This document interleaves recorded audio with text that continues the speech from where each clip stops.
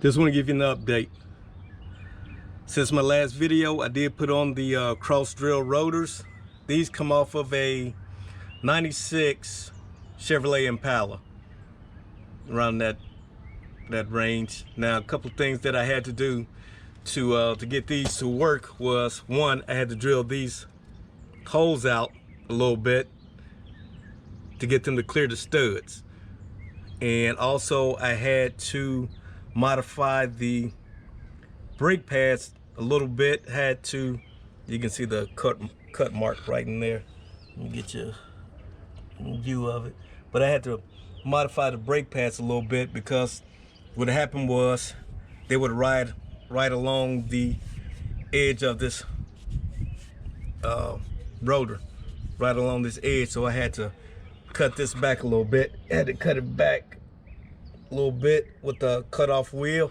Brakes still work like they should.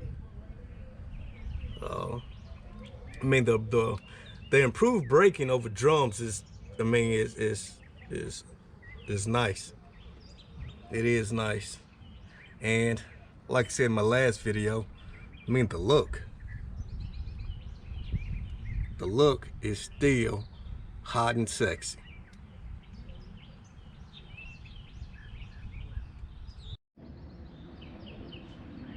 Now, that's the rims that I'm gonna go with. I broke out my old boy Coddington's turbine rims. I don't think they make these anymore.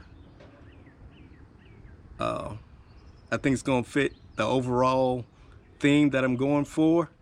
Then it showcases the cross drill rotor in there.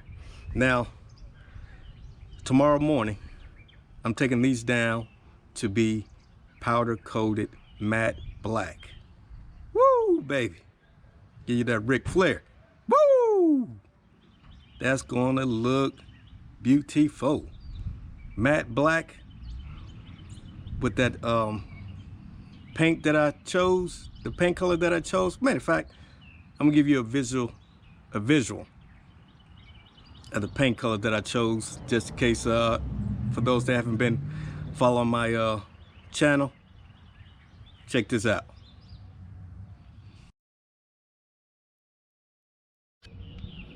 All right, so with these rims matte black, the front grille matte black, the windshield wipers matte black. Now tell me,